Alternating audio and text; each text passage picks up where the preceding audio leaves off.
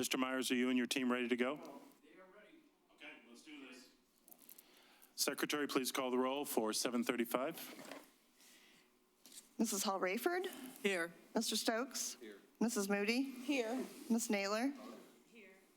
Mr. Sasek? Here. Ms. Julinski here. Chairman DeHunt? Here. My apologies. This is for the regularly scheduled Thursday, March 5th Planning Commission meeting. Can I get a motion to approve the agenda for tonight's meeting? So moved. We have motion. Do we have support? Support. We have motion by Commissioner Sasek. We have support by Commissioner Rayford. Secretary, please call the roll. Slow your roll, dude. Moving on. Mr. Sasek? Yes. Mrs. Hall-Rayford? Yes. Mr. Stokes? Yes. Mrs. Moody? Yes. Ms. Naylor? Yes. Ms. Julinski, yes. Chairman DeHunt? Yes. Moving on to the first hearing of the public. If you have something to speak on that is not about the public hearing for this evening, why is it on the line if we have no public hearing? You have 3 minutes to speak on whatever you want to speak on. It is. Please write your name on the sheet of paper up there. It hopefully is up there. And you have 3 minutes. Jennifer Nicholas, Eastpointe resident. I wanted to go back to a couple of planning commission meetings last year. October 2nd Planning Commission, you were doing zoning ordinance changes regarding garage setbacks. At that time, Mr. Myers had stated that if a garage were destroyed during a fire, it would have to be rebuilt following the new setbacks. He also confirmed that if a two-car garage would not fit within the new setbacks, the garage would have to be downsized. At the November 6th Planning Commission meeting, Commissioner Naylor had expressed concerns with the garage setbacks. She referenced a neighbor's garage that had recently burned down and said that it would be a tragedy for the neighbor to try now to reduce what they had had access to. Mr. Myers assured Ms. Naylor and the commission that tragedy doesn't ever require us to revert back to a new model. If it is an existing garage and it is damaged and needs to be rebuilt, it should not have to come off the same platform of which it was established. It should be able to be restored. Prior to a motion being made on this ordinance, Commissioner Naylor had asked about including language that would, in effect, grandfather existing garages to allow the original setbacks if the garage needed to be rebuilt. Mr. Myers stated that Section 11.07 Part D, Part 1 already covers this in the event of a fire or natural disaster, so no additional language would need to be added to this motion. The way I read this, the way I read this Section 11.7, I don't see that it guarantees that a homeowner can rebuild.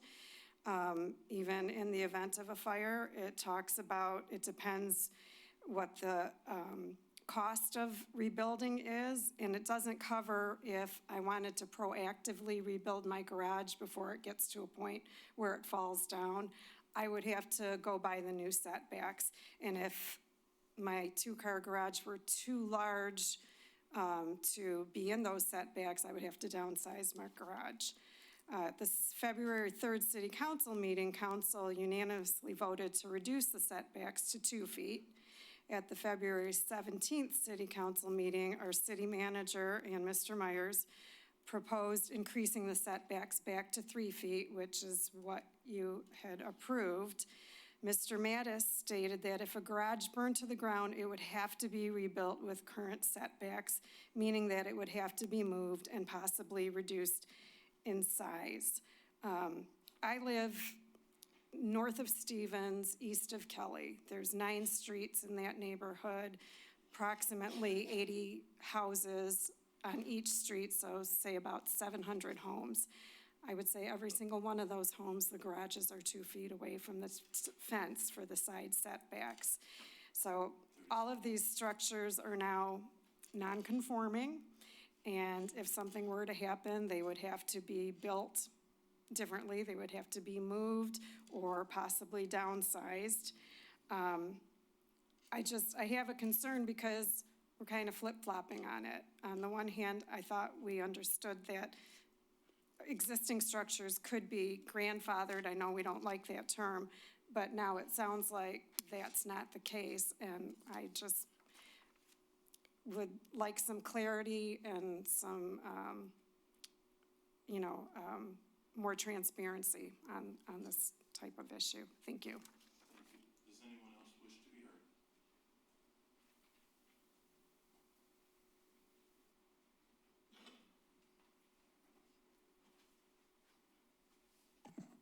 Karen Moragin, Eastpointe resident.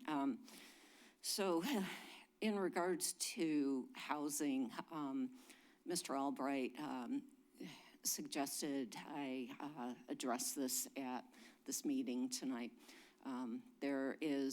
We definitely have problems on my block with renters. There is a particular rental house that there's no certificate of occupancy that has been current. The last inspection goes back to 2024. It looks like it's owing maybe about $950. These tenants are beyond horrible. They don't pay the water bill, and once again, their water bill is over $1,000. Whether they're paying rent and they don't know, or if they're just freeloading, who knows? The only thing I know, and it really pisses me off, is that my neighbor's dog is dead because of their reckless actions.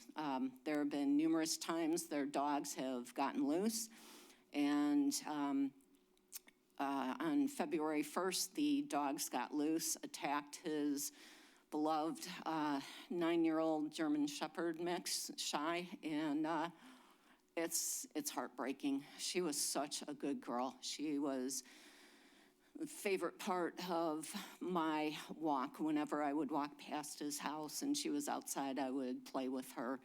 And now she's dead. And, the city definitely needs to do more about these rentals, that they're not being inspected, they're not keeping up on the property. It looks disgusting. The whole city is just like littered with trash. I invite anyone to walk from City Hall and go from here, go down Sumrow all the way down to Cowley and see all the trash all over. And then go down all the other side streets too. Trash all over the place. It's not just limited to 8 and Gratiot. I mean, this is absolutely ridiculous. And, I know animal control is trying to do better by the dogs, but we need more ordinances to protect all the animals, especially the rabbits. I've sent, Mr. Albright 2 drafts for rabbit ordinances. And I just want to add real quick, there is a protest tomorrow at Wayne State, the intersection of West Kirby Street and Anthony Wayne Drive. It's tomorrow from 11 a.m. to 12 p.m. Wayne State Medical School. They continue to conduct these horrific, cruel experiments on dogs. And we have been battling with them for the longest time. This is sponsored by the Physicians Committee for Responsible Movement. We have state senators involved that are fighting this. So, I just want to make sure that people know whether you can attend or not. I don't know, but if you can, great. If not, please spread the word. Thank you. Mr. Whitsett, if you would be so kind to give Ms. Marijan's information, maybe contact her tomorrow about this home, please. Moving on to the approval of the minutes for the February 5th, 2026 meeting. Chairman DeHunt. Minutes from that meeting need to be amended, though. Commissioner Moody was excused absence that night, and it was not reflected in the minutes in our packet. And I would amend that every place that she would be omitted from the minutes be inserted as excused. Oh. So, Sorry. So Chairman DeHunt, Ms. Moody was not in attendance, but it was an excused absence at the February meeting. So I would like for the minutes to be amended to show that she was an excused absence everywhere that a vote was taken, as well as attendance. Do we need a motion on that, Mr. Albright? Are we good just asking for them to be amended? I'd recommend a motion, Mr. Chair. Then I make a motion that we amend the minutes to reflect that Commissioner Moody was absent but excused, and it be corrected within the minutes. We have a motion. Do we have support? I'll support that. We have motion and support. Secretary, please call the roll. Mr. Sasek? Yes. Mrs. Hall Rayford? Yes. Mr. Stokes? Yes. Mrs. Moody? Mrs. Naylor? Yes. Ms. Julinski, yes. Chairman DeHunt? Abstain. We have no public hearing, so we'll move on to new business. Mr. Urbiel.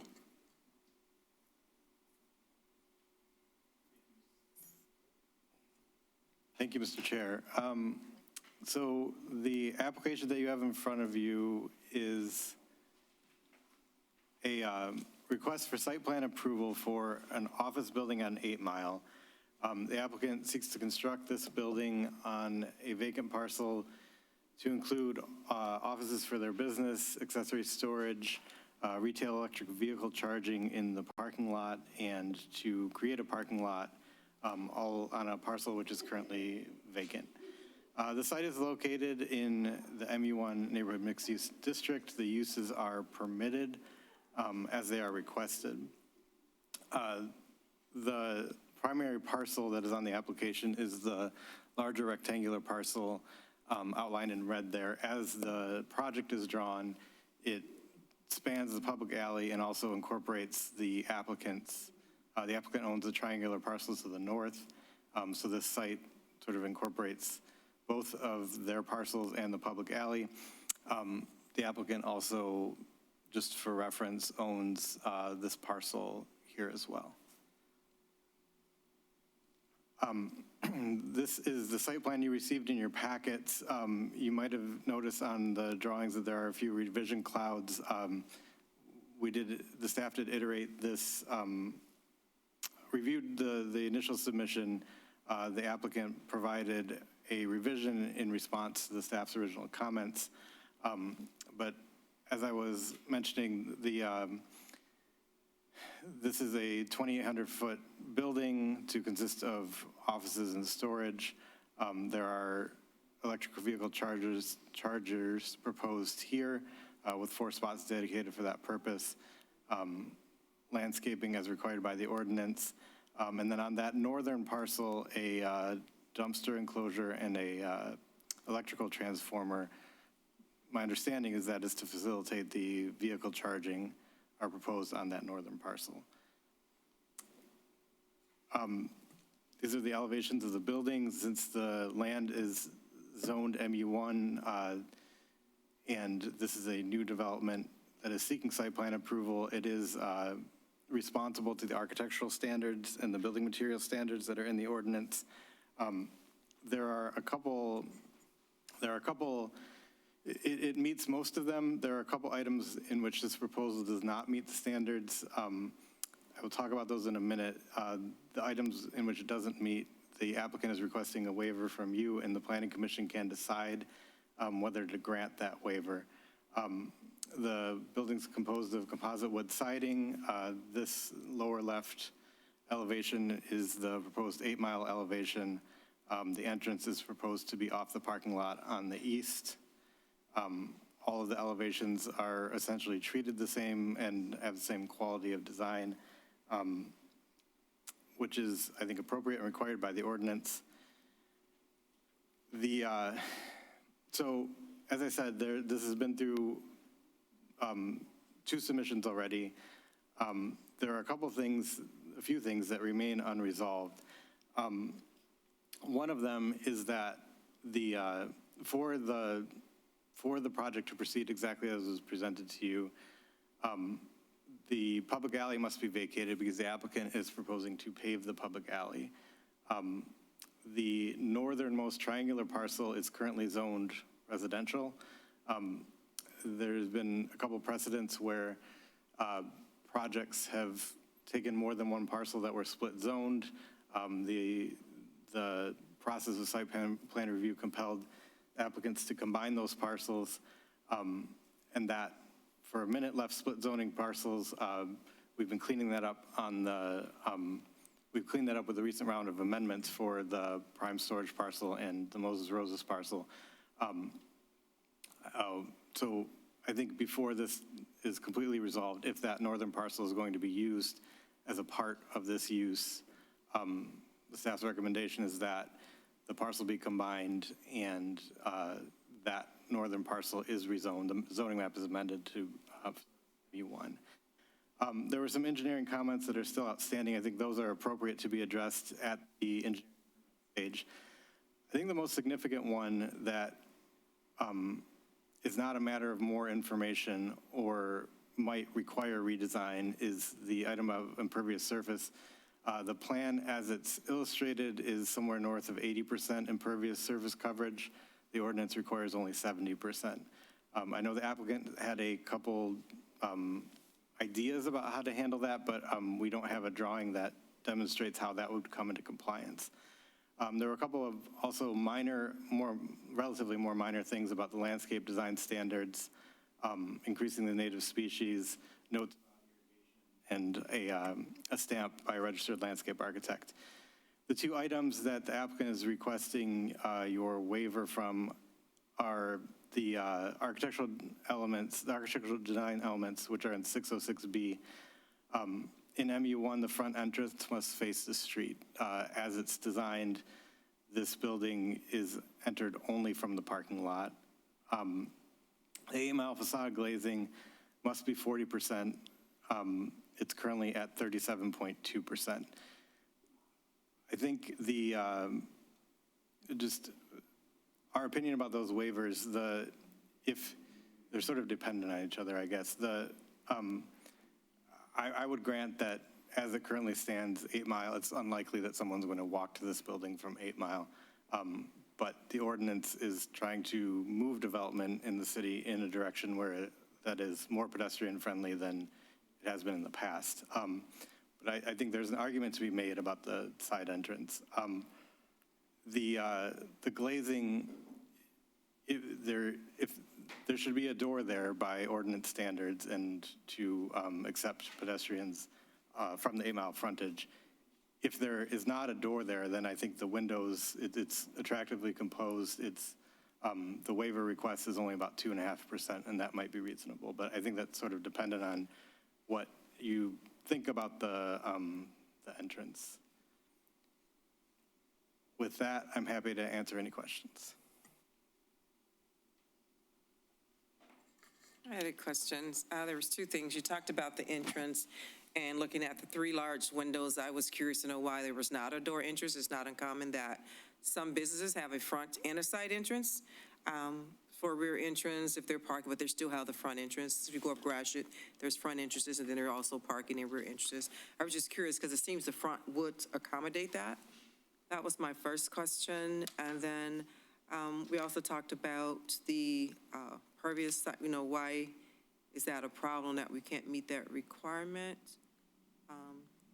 With the amount of land they own, the front, the back, and the side, can that be modified so that can be in compliance? So I think the applicant has offered a couple potential suggestions to me, but as it's drawn, it doesn't meet it. All of this land is outside of where the frontage landscaping is in this strip along the property line, and then around this triangular piece. The rest of it is pavement, and from an ordinance perspective, this building is overparked. It will only need three parking spaces for its employees. My understanding is that the applicant, because the EV spaces are intended to be retail charging, that the applicant would prefer to keep those parking spaces to service the building. But from an ordinance perspective, that is the answer to me, is to reduce the number of parking spaces to meet the impervious surface coverage standard.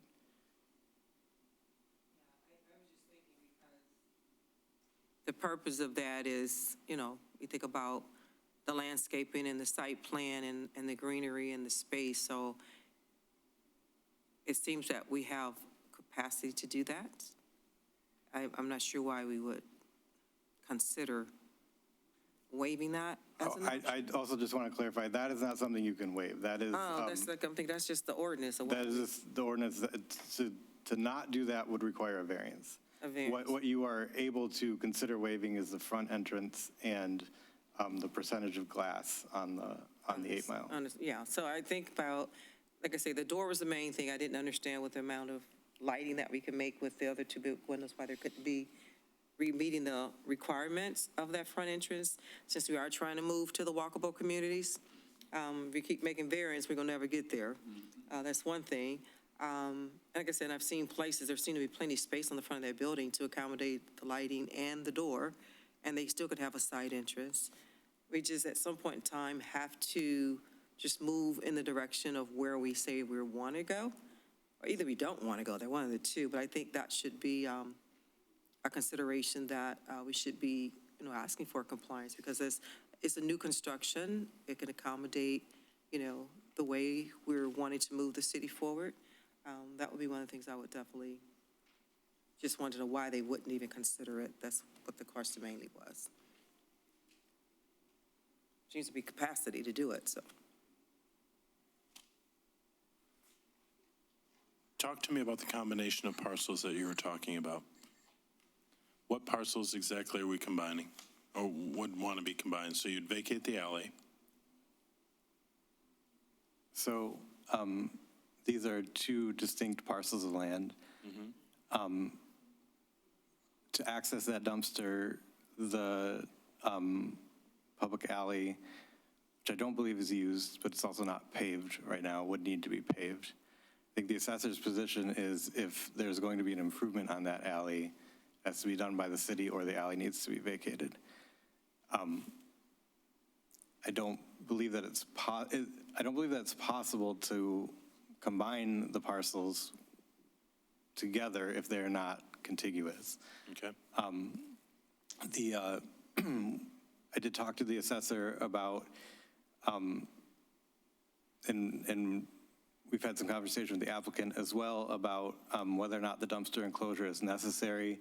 I think the applicant can clarify, but I believe that they would like to use that parcel at least for the electrical transformer.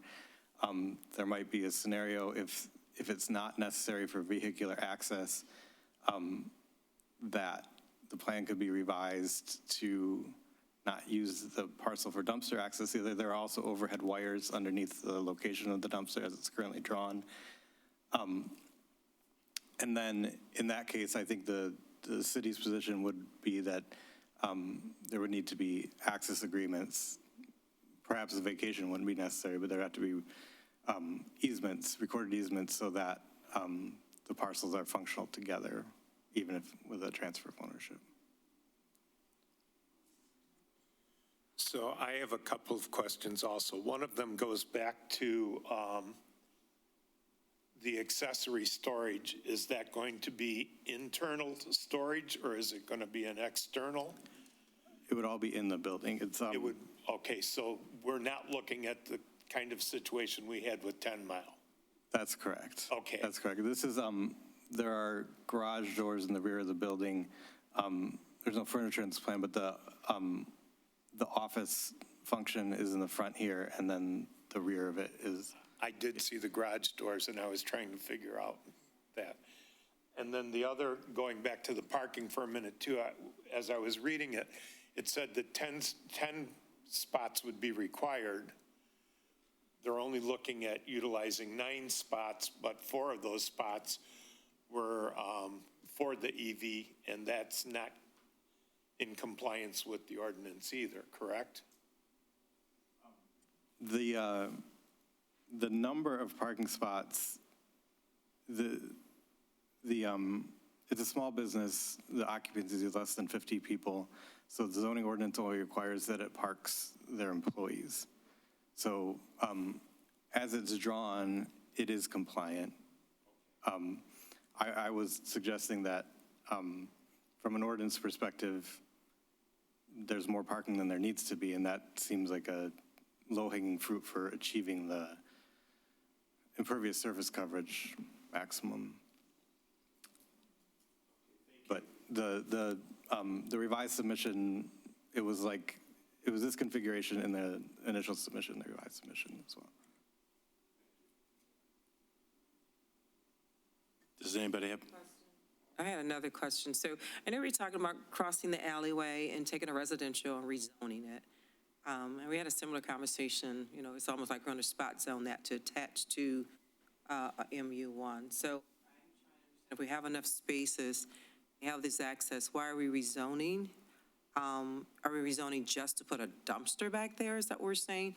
Because I thought we said the lot is owned by the same building owner that's going to do the construction. It couldn't accommodate that without the alley and the rezoning of R1? I'm sorry, could you repeat the question about the size? So if I understood, you said earlier where your arrow is, they own all that land to the right of the building? That's correct. So why are we rezoning the rear of the building? I'm asking, is it just to put a dumpster back there? We're going to pave the alley just for a dumpster? There's no space on the side that the rezoning isn't necessary? I'm asking the question. Well, I think there are alternatives. I think that I guess the comment about combining is for this, if the project was to proceed like this, there are these issues with it, and that is one of those. We did broach the conversation about the dumpster.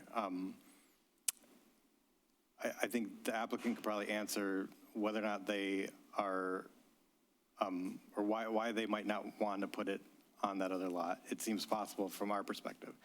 I also think that it might not be necessary. There's a storage space back there. There might be a trash removal strategy that doesn't require a dumpster, which would then not require an enclosure. So I'm not advocating for this approach. I'm just sort of, I was just putting forward that if this is the layout that goes forward, the parcels would have to be combined so that that triangular parcel would have to be rezoned so it's not split zoned. Because if it's just sitting there and not being used, then it can still be zoned residential and it's like nothing happens. But I'm trying to understand still, so we're taking the parcel, yes, it's residential, small triangle, and I'm asking the use of that triangle would be for rezoning it for a dumpster? Because we talked about rezoning, spots rezoning, just to put a dumpster in a residential I believe space. didn't he mention that there was some electrical transformer or something? Or other? There's electricity running along that whole corridor that we have to look at as well. So I'm saying we're going to go back there where there's already wiring. I'm just trying to understand the full use of rezoning to get access to what? The power to what? That's my question.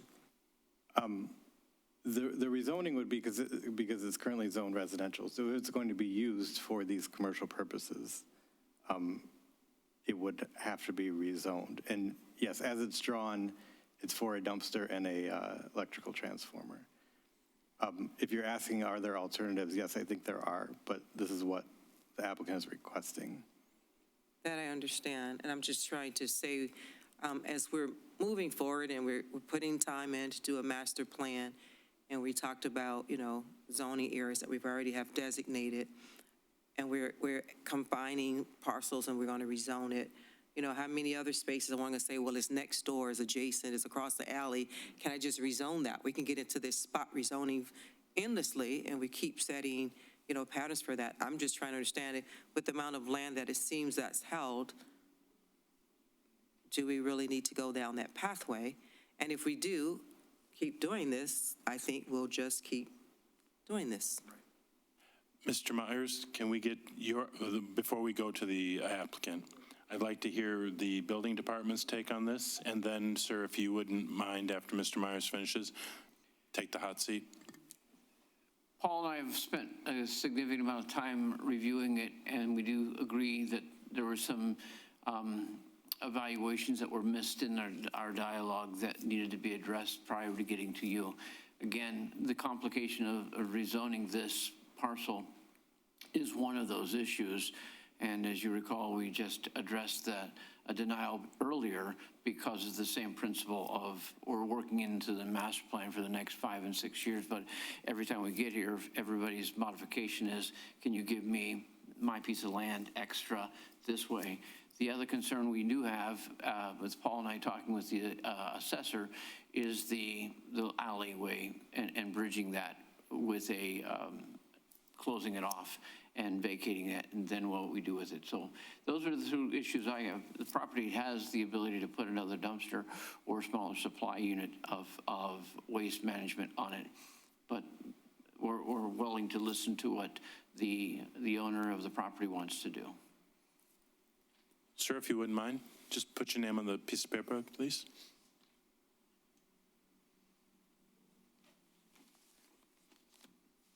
Put my name on Should be a piece of paper up there. Yeah, if there's a pen, just put your name on, please. Good evening, everyone. My name's Tom Paglia, and my father and I are the applicants of this. This parcel was purchased by my grandfather 40, 50 years ago, and we've been staring at and cutting this grass for a long time and are excited to have the opportunity to build on it. To go right into these issues, we had drawn up this plan specifically to be within the site plan requirements and the zoning.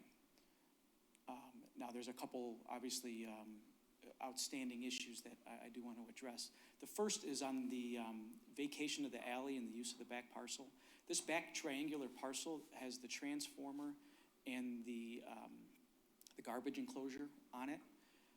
That was drawn up because that is a residential parcel, and that's permitted under the residential zoning, is my understanding. And it was put back there on purpose. In a perfect world, we would vacate the alley, but if you look, and Paul, maybe you can point out, there's a residential corner on the upper left there.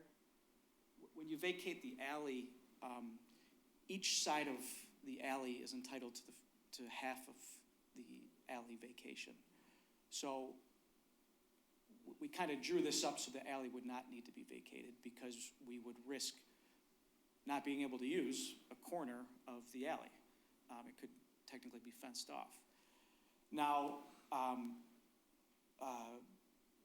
the city planner and I have talked about this previously, and the building design itself does, and the use, it's going to be light office use, does not really even need a dumpster. It is our intention to have one dumpster used for the parcel, the existing building and the new building. We don't have that much trash, we're just a small office building. So we technically could completely remove Correct. the requirement of a dumpster enclosure and just use your regular roll cans because of the use. This was kind of our dream scenario that we wanted to put in front of you because we thought there's nothing being used back there. That's where we'd ideally like it to be. Now, the transformer, as well as Commissioner Naylor pointed out, there is electrical lines running along this alley, which we've met with DTE about where to put this transformer, and they said, well, this is the bottom of the pole. This is like the most ideal place and most economical, and it's kind of, for us, it's out of the way in the back. To get away with not having to rezone that back parcel and vacate the alley, that transformer could move across the alley to be behind the building if absolutely needed. But from our use perspective, it makes sense to have it in the back. So that's kind of what our thinking was with this. I wanted to kind of explain that this was drawn up so that the alley didn't need to be vacated because of the outstanding reason there. And we thought we could use that back residential parcel in a way that's permitted on that residential parcel. But if that's not going to be allowed or permitted, the building should be able to proceed without using anything in the alley or anything in that back triangular parcel, if that makes sense. Now, to talk briefly about two other issues. One is that front door. We initially had our drawing, yeah, Paul, or city planner, if you don't mind. We initially had a door at the front of the building, but, you know, we plan to have offices in that front of the building. This is we're a small residential real estate company with 3 employees. There'd be a couple offices in the front. The door would not be used. We don't have people, we're not retail, we don't have people walking in off the street. The only real access that is from the parking lot. People park and they walk in, whether we have clients or guests, or it's just us coming in and out.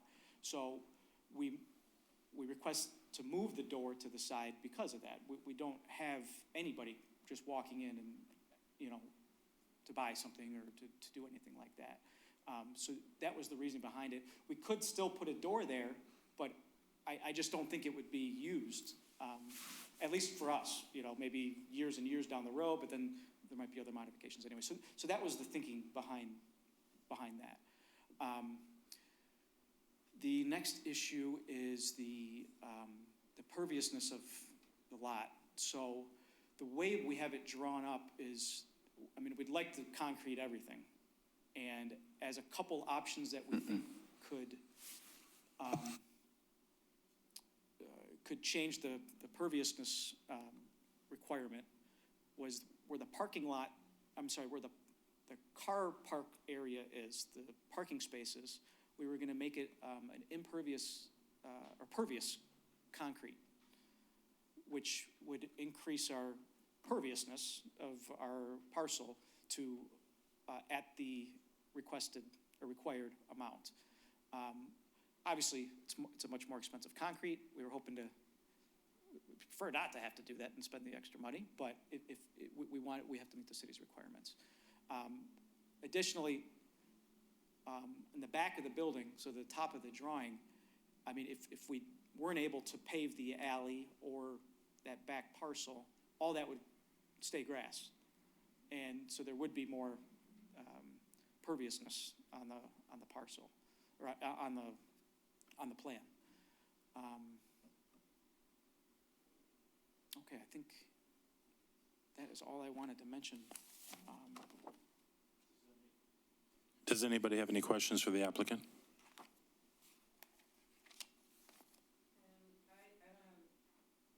Like I say, I'm just looking at some of the guidelines that we have, and I understand your definition of the door and the entrance, but as we talk about building across 8 Mile and other corridors, we are looking for uniformity in the buildings, and whether that door is used or not, there's other businesses that are on 8 Mile currently. They have a front door that's minimally used.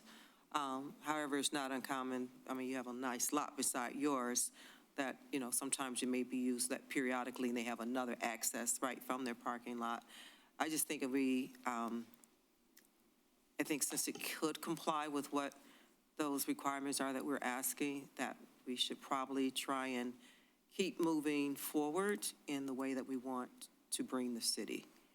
And so if a door can be installed on the front, my question would be, why wouldn't it be? And that would put you, without having to do, you know, the waivers, et cetera. So at first, I was in agreement with the idea of putting a door in, but then I'm thinking about all of the buildings currently there. So you have the Kennedy building that has an entrance on the side, not the front. You have the old Graycon Westerling or whatever it was building that is perpetually non-usable because it has no parking, and it's turned into an irrelevant building. You have the businesses that are actually in Harper Woods, but to the point, they all have side entrances as well. I would rather not see the alley vacated. I would rather see you just use the parcel as you have and find a way to put some grass in and put some green space in and less concrete. I know that you'd rather concrete everything, but I think it'd be just as nice that you could put a little green space back there and put a picnic table in the summertime if your employees want to go out there and have a picnic. But I have no problem, at first, I had a problem with no door in the front, but I really don't have a problem with that now. And I think about all of those commercial businesses fronting Vernier. I don't have an issue with that. We also have other established businesses throughout the city that have doorways off of their parking lots, but not necessarily the main street. I can think of some along 10 Mile, 9 Mile, on Gratiot. So, And this is also not a retail establishment. It's It's an office, I understand it's an office. But I guess the thing I'm just talking about, we're spending time with master planning and conforming toward where the city is going. So we don't know what else may be built, you know. I'm not going to argue about the door or not. That's just a decision we could vote on later or not. But I'm just thinking, at what juncture do we just say, let's move everybody forward? And all the one-offs that's going to continue, we have the right to do it, we can do it. But my question is, we're going to do it sometimes, you're going to do it not sometimes. What is going to be our mode of conduct? So as planners, we have something to adhere to. We've taken the time to learn these zoning requirements, and then we're removing them. I understand if it was a need or use of something, you know, but this is just a building that's being erected for office and storage, and so therefore we're saying it doesn't need to comply. That's how it translates to me. Then what are we going to do with the rest of the zones? But that's just my point. I'll get off my soapbox. Mr. Myers, your thoughts?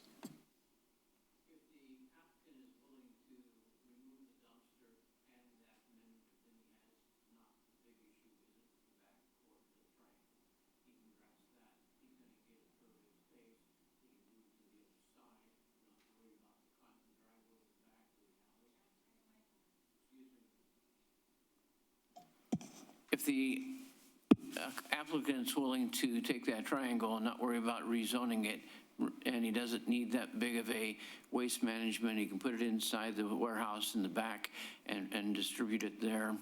I think those are the biggest issues. Then you get your pervious without worrying about the rest of your parking lot spacing. That would be more concrete. You're going to get your green space on your equivalent space. I do believe the same concerns. If we're looking for the forward, the building department is asked to always be predictably consistent. And so far, that's what our planning's intention to do, is stay in picture with the master plan. And right now we have a 5-year master plan that's in our hands to operate from now. And maybe in 8 months, we'll have a new one, but that's what we have to think through. But if he's willing to move that triangle situation over and leave it green, that saves his pervious issue, keeps his parking space. And then the only last piece you have to address is whether you want a front door or not. And then I think he's got a compliance for us. So what you're saying, John, that will alleviate the rezoning? Yes. Okay. And the freezing of the vacating of the alley. Okay. Which he's, both state will be needed to have it to operate his business. Well, we are good on 2 things. We are in compliance. Anybody else have any other conversation or questions? Mr. O'Beal, do you have anything for us? No, nothing further.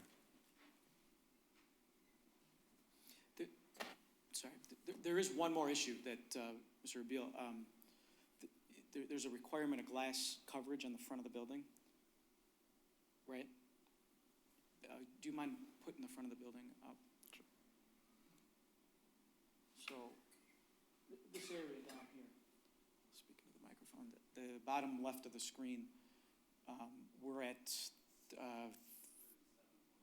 37.2, and the requirement is 38? 40, I'm sorry, 37.2, the requirement is 40. So the intention is, as I had mentioned, is to have offices in the front. It'd likely be a drop ceiling, which would have glass above, I'm sorry, so there'd be nothing in that above section. So, you know, this is the other thing we were asking for lenient. I don't mean to like flip-flop because I know we were moving on these other things, but this is the other thing that we were asking for a waiver on.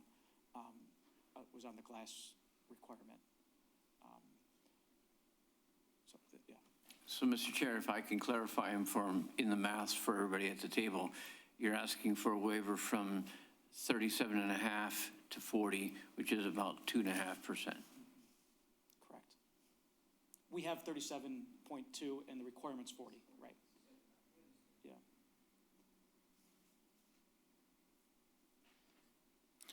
I'm sorry, but that seems like a moot thing to me. Well, that's part of your decision to make as a council of 2.8%. I'm good with giving you 2.8%. Thank you. Thank you. I'm just telling you, that's what he's saying. He's not going to do a door, we're worried about the window. Does anybody else have any other questions, comments? Anybody willing to make a motion? Or, Mr. Abil, do you have a motion prepared? I guess I gave you two options because I was not, I don't think you can approve it conditionally if there's redesign that still needs to happen. So how about we table this discussion and we tackle it next month? Would that be better to give you a month and come back with the revised site plan with all the changes? If that's what you wish, then yes, it would be much cleaner. Commission, how do you feel? Let's table it. All right, there we go. Can I get a motion to table this discussion until the, what is April, losing track of time, April meeting? Motion to, Does that give you enough time? It gives us plenty of time. I mean, I have been for pushing for time with Mr. Abil to get a conditional approval to move forward at this point. He had requested that we bump this out previously for some of these issues, and I wanted to get them in front of you to hopefully get some feedback and some input so we can make these changes. I was hoping for a conditional approval today so that we can move forward with the engineering and everything else. Our goal here is to get this up this year. Sorry. It's raining. You can't pour concrete. Mr. Chair, if I can add to this, conditional approval being there's stipulations that need to come back to you for final approval, but you could grant him the right to begin to give me building designs and parking lot designs while they're working on that while he gets back, so that part of the construction plan review approval can begin for the building of the structure while we're waiting for special land use approval of the variables that we've just discussed for him to create in drawings. That could be the conditional approval. Would that work better for you? Appreciate it. Yeah.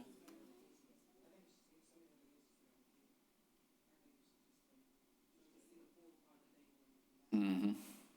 And you all can still work on what you just mentioned too, even by tabling it. All right. All right.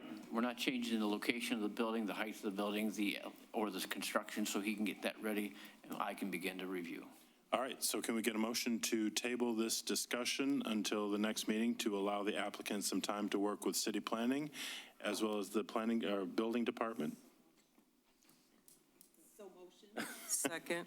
We have motion by Ms. Moody, AKA Slugger, and support by Ms. Naylor. Mr. Abil. I think it'd be helpful for the applicant, and I know it'd be helpful for me if I understood where the commission stood on the likelihood of the waivers. Can we do an informal poll? Should we do that? How would we address it? I mean, for me, 2.8% is irrelevant. I'm gonna have it. If it had been 2.9, you were out of luck. But 2.8, I'm fine. I concede Commissioner Naylor's point on the front door. She is right. But I'm also looking at the front doors that are going along Vernia right now and other businesses. And it is an office. It's not a retail establishment. And the family owns all the parcels around there. So it's not like, I'm okay with the side door. But the point of Ms. Naylor, and I full-heartedly agree with her, because this is a new build. So yes, all those buildings may have side entrances because they are existing, but new builds have new ordinances and new direction to follow.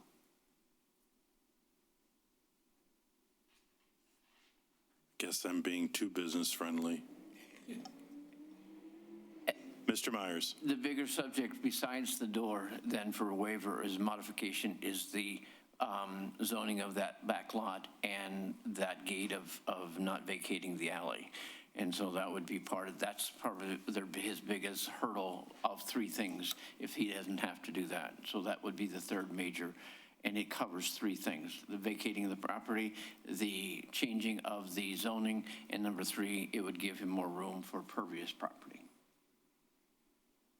So those are so the door and that back triangular piece are the big pieces that you have to wait for him to draw and give recommendations of what the council is thinking, the commission is thinking.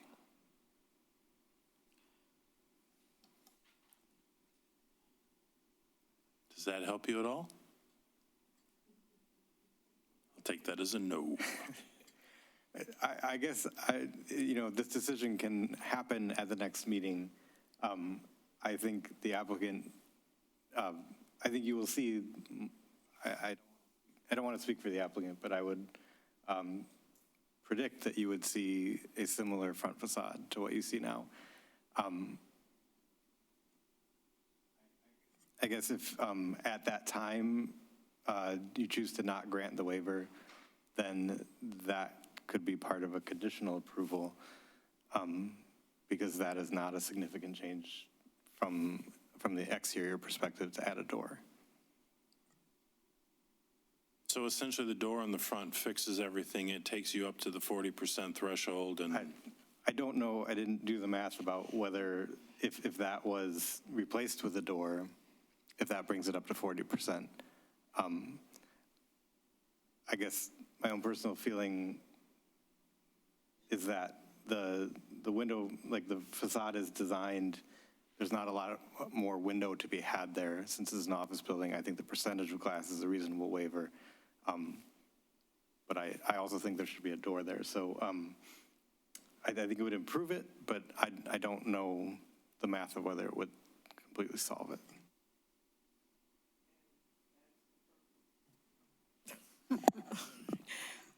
So the purpose of tabling this discussion right now is to make sure that when we come back next month, we have the additional information or changes that we need to go ahead and make a decision. We had a motion and support to table. Okay, so shouldn't that have been the end of the discussion for tonight? Yeah, that should have pretty much been the end of it, except for the fact that I understand what Paul is saying, that if the owners just know that when they come back next month, they can make the adjustments of having that front door there, if that's what we decide, that we will be okay with the 2.8%, and you would not touch the square, the triangle, which would not require any rezoning, right? So that will put us all on the same page. So, need to see that next month. Call the roll. Dang. Secretary, please call the roll. Swingin' Wanda. That's what we called you. I couldn't think of the name. Ms. Moody. Yes. Mrs. Naylor. Yes. Mrs. Hall Rayford. Yes. Mr. Stokes. Yes. Mr. Sasek. Yes. Ms. Julinski, yes. Chair DeHunt. Yes. See you all next month. Thank you. Thank you all.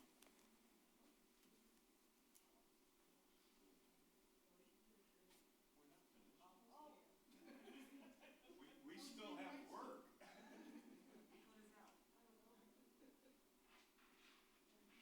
All right, moving on to the next item, the election of officers. And a hush falls over the crowd. I nominate Commissioner Ulinski to be secretary. I second that.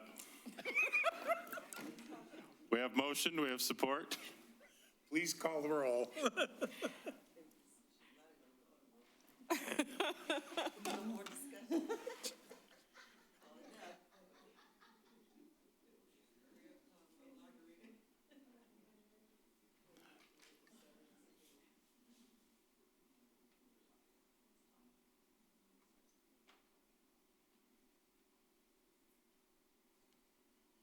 Mr. Sasek, No, Chairman DeHunt first. No, you made the motion, I seconded. Oh, that's right, I'm sorry. It's late. Yes. Mr. DeHunt, Yes. Ms. Hall Rayford, Yes. Mrs. Moody, Yes. Ms. Naylor, Yes. Mr. Stokes, Yes. Ms. Julinski, sure. I would like to make a motion that Mr. DeHaan remain in his position as chair. We have motion, we have support. Any discussion? Secretary, please call the roll.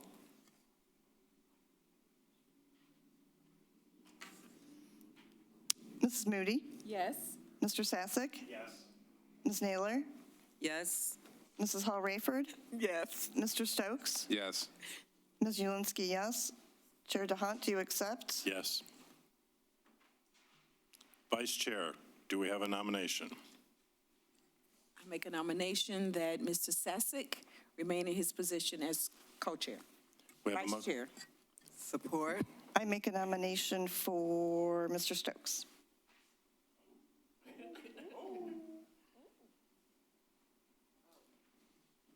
Right, we've never had that before. What do we do?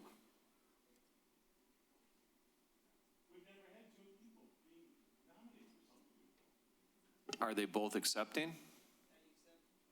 Do you both accept? I appreciate the nomination, but Vice Chair Sasek, if you don't mind, I'd like to decline for now, and I'd appreciate you. That means you're leaving it open for a later time. I will accept that. Okay. Wow, that was like a soap opera in Eastpointe. All right. Secretary, please call the roll. I'm sorry, I totally missed the motion and support. I monkey wrenched you. I believe that, yeah, I believe Slugger down there made the motion. I support. Thank you. Mrs. Moody, Yes. Mrs. Hall Rayford, Yes. Ms. Naylor, you were thinking about taking that back, Yes. weren't you? Mr. Stokes, Yes. Ms. Julinski, yes. Chairman DeHunt, Yes. and Mr. Sasek, do you accept? Yes. Moving on to the building department update, as we have no unfinished business. Mr. Myers, what great morsels of information do you have to share with us tonight?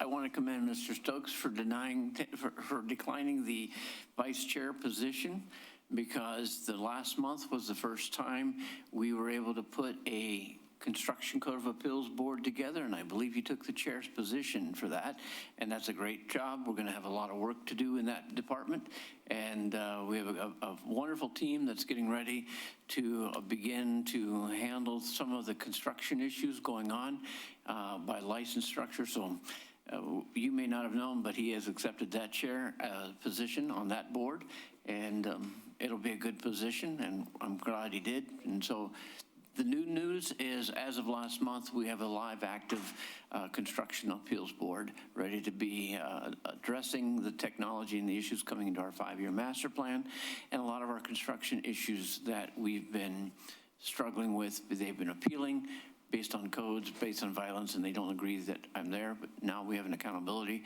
for us following the state law that they can now evaluate and defend or deny or reply. So that's the biggest news currently that we're seeing happening in the city. Thank you. Moving on to the second hearing of the public, if you have nothing else. Okay. You have 3 minutes to be heard. You know the routine.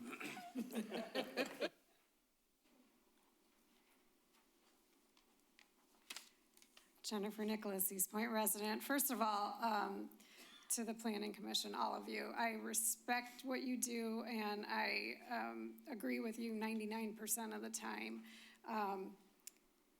You know, my concern with this ordinance for detached accessory structures is that the way I saw it, when you passed the motion, I thought that it was with the understanding that existing buildings would be grandfathered, protected under this section 11.07. And then I was very surprised to hear at the city council meeting, February 17th, very clearly our city manager, Ryan Mattis, and our building official, Mr. Myers, both said that any structure, even if it burns all the way down to the ground on accident, it would not be grandfathered. You would have to build it according to what the current zoning setbacks are. So there's, you know, my confusion that what was said and what I thought, especially Ms. Naylor, because you expressed the same concerns that I had, that it doesn't seem fair if something happens and now you have to go by different zoning, especially in a situation where I do believe that there are thousands of non-conforming garages now. And I don't know how that's addressed. Does the city notify homeowners that now your garage is a non-conforming structure, to be aware, to give you a heads up that if something happens, you cannot build it in the same spot that it is now? You know, again, as a homeowner, I would be very upset if, for any reason, whether it's a tornado, a fire, or if I simply want to rebuild my 70-year-old garage before it gets into a condition where it falls down and it, you know, and it is an accident. I feel that, you know, homeowners should have the right, as long as it's not a safety issue. And I did speak with our fire chief, Jason Clark, on this issue as far as 2-foot setback and 3-foot setback. And as far as a firefighter is concerned, there's no difference to him. A firefighter is not going to position himself between a garage and a fence when it's 3 feet width or 2 feet width. You know, that's just not happening. And the other issue, as far as overgrowth of weeds, my experience is if a person's not keeping up their property, you can give them a 10-foot setback and they're gonna have 10 feet full of weeds. And that point bothers me a lot. You know, I grew up in Eastpointe in the 60s and 70s, and on the weekends, all the dads are outside doing lawn work.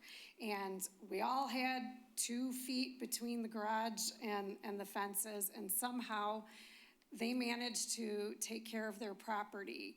So to say we're changing an ordinance to try and change irresponsible behavior of some residents, and the side effect of that could be that a responsible homeowner, if their garage burns down and they have to move it and it's too close to the house now they don't have a 2-car garage.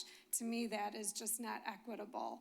So I would ask that maybe at some point, some language could either be added to that ordinance or added to this section 11.07 that takes out this talking about that this can be done as long as it doesn't exceed the assessed value. That doesn't seem fair either. If my garage is going to cost a lot of money to rebuild,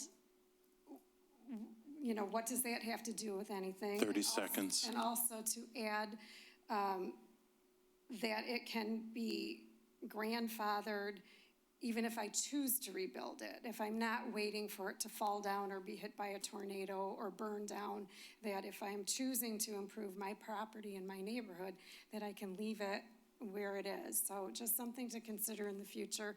I understand for new builds, we want new builds to be this way, and I agree with that, but I don't think we should penalize thousands of residents that now have non-conforming structures sitting in their backyards.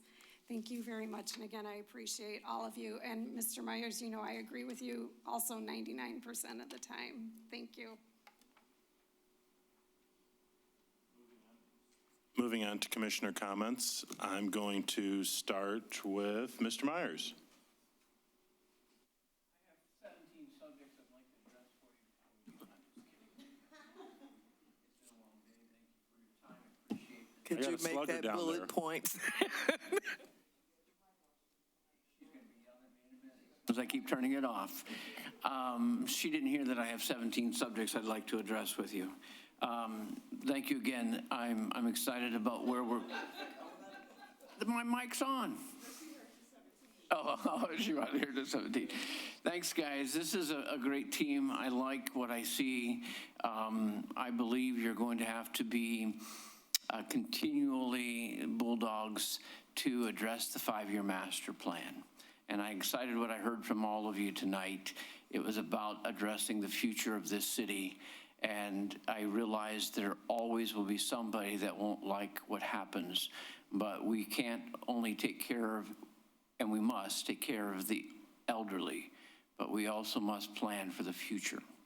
And because in doing that, we have some really challenging questions to be answered, and I'm impressed with this board that is willing to ask them and willing to require an answer and not just take a plat and a structure. So I'm impressed with this planning commission. Don't lose heart. We have a lot of work to do to survive. Everybody knows there's a lot of blight. There's a lot of work to be done. You already know I've sorted out the city into 5 districts. Now we started as of March 1. We have separated the districts into 6 divisions for each month. For the next 6 months, we're calling it spring cleaning. We're deep diving. And our staff is responsible for each of those sections that we've mapped out in each person's district is to clean everything from rodent issues to fence violations to garage roofs that are in deplorable conditions, all the way so we know exactly what the details are so that we can calculate what kind of cleanup we're really going to take in the next 5-year master plan. Thank you for the hard work that you're going to have to do. Not everybody will like everything you decide, but as long as we keep the vision for the future and the present, we'll do a great job in the city. Thanks. John, I have a question. So are we going to know what code enforcer is assigned to what section? No, we're not going to tell that to the public. I'm just kidding. Yes, it's not a hidden secret. We're working on 3 different pages on this. Number 1, I've designed the program so that we target the entire city. Please note that's signage, that's public business frontage, that's parking lot issues that haven't been taken care of in car parking lots of repair shops. Everything on the list of blight, everything on it is there. So when we get to, we're going to assume we'll get more construction code of appeal to rebellions. Number 2, we're now working to restructure and rebuild the neighborhood block watch program with the fire and police department. So they will become in the internal sections of each of our districts, a part of our team, not to be whistleblowers, but paying attention to things that happen and give our staff the ability to be a heads up. So we're now working with the U.S. Postal that walks our streets, and we're building that relationship with them, with our code officer. We're working with the police to do their police officer that's in each district. So we're actually collaborating all of our work so that each district gets full attention. Probably every 9 months, we'll rotate our staff, so each one of our districts will have a fresh set of eyes, same standards, just another person that sees that neighborhood differently, and we can continue to build the program. So yeah, that public knowledge, we can tell everybody what district they're in and what zone they're working on in each month. Okay, and then the second part to that is you said like garages and stuff, so they can't go in the yards. How are they going to know? It's not difficult. We have more than 3,976 parcels that are rentals. Number 2, we still believe there's between 870 and 1,200 more to be registered. above that list. So every time we go into a rental property, we have the property rights to walk through that backyard and do blight on the exterior based on the new IPMC 2021. As soon as I'm in that backyard, I get to see down the backyards. And I can take a photograph from that, on that backyard, and then I calculate what's going on 4 houses down, and then go begin to write those violations. Once I'm in the backyard, I can see across the fence on the backyard to the next property and write those violations. And I can begin to write those calculations in the deep clean.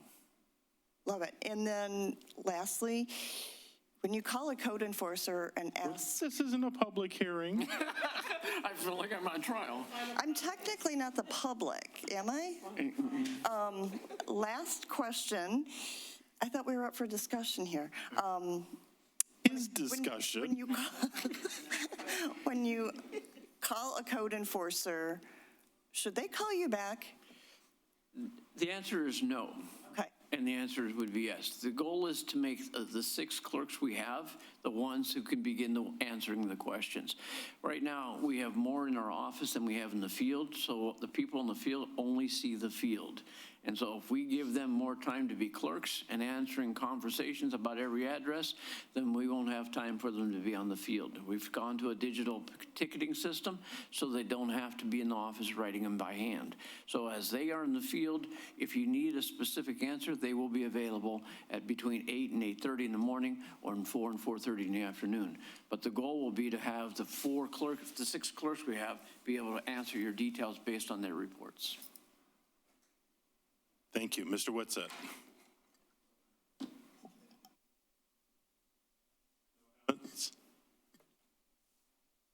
Mr. Albright. No comment this evening, Mr. Chair. Thank you. Mr. Urbiel. No, thank you. Just thanks for the discussion and for the questions and for the dialogue. Ms. Naylor.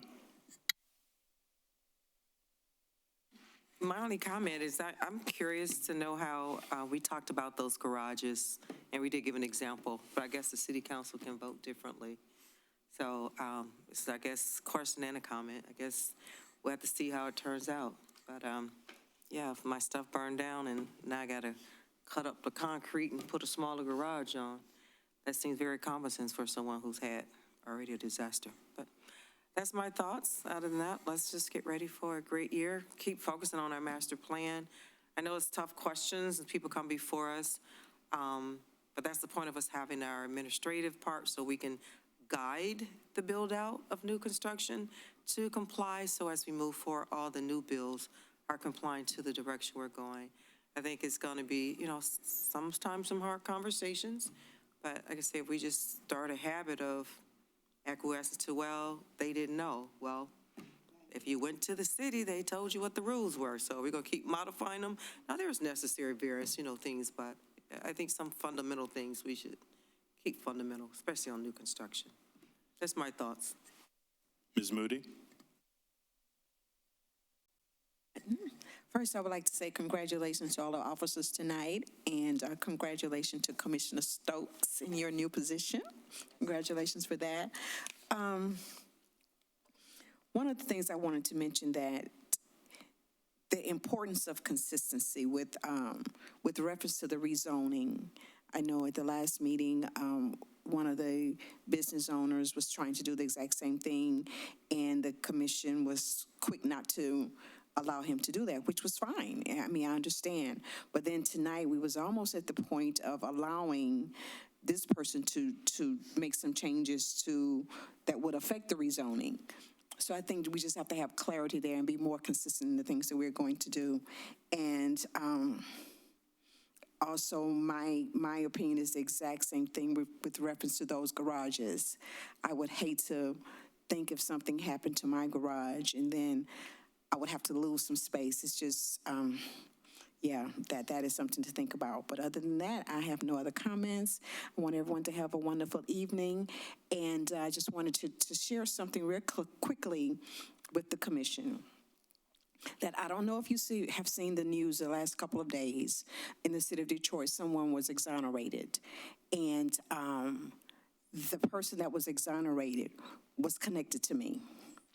And when I say that, they served 27 years in prison for taking my mom's life. I say this to you because I've been informed that any connection that I have any place, TMZ may come to you. And I ask if they do that, you all simply say, no comment. Okay? Other than that, I have a wonderful evening.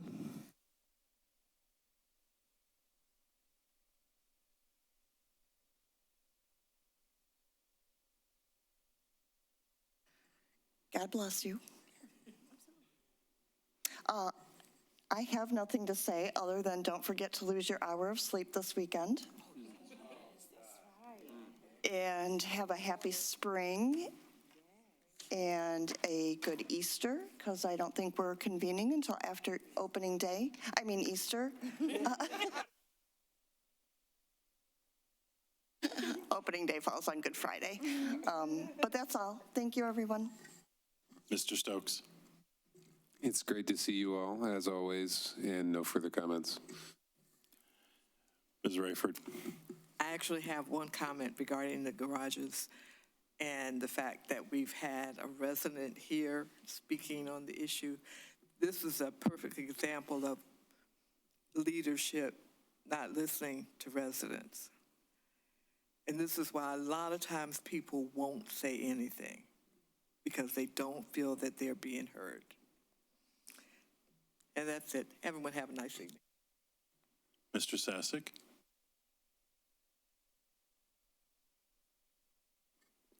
I want to thank everybody. I enjoy working with all of you. I think we have really good discussions, and some of the decisions we wind up making maybe aren't always right, but we're doing the best we can. And I also want to congratulate Commissioner Stokes on his appointment as chairman. It's definitely an area of expertise for him, and I'm sure he'll do great. So we had a couple of passings over the last couple of months. And I know that I believe Councilwoman Pashadlak said something last meeting, but we had Diane from Clover's Collision pass away. Oh, you did? Okay. And Diane and Mike had been bulwark supporters of the city of Eastpointe. She was a wonderful lady, and the fact that her nickname was Curly Sue always made me smile when I saw her and I thought about that. But she was a delightful woman. And another passing that had happened was Orlando Palesci. You may not know who Orlando Palesci was, but he is the man that opened Villa, who has been around for, 70 years. That family has been spectacular supporters of the city of Eastpointe. When so many businesses closed and moved away, they stayed and continue to put out a quality product that people will come from miles around, because that's what they did with their grandma 50 years ago. I, in fact, remember going there and having pizza when I was a little fella, and then we went over to the Eastwood Theater and watched Smokey and the Bandit. So, you know, we've had some giants pass away that maybe you just never really knew about or you took for granted. I think that this society takes a lot for granted.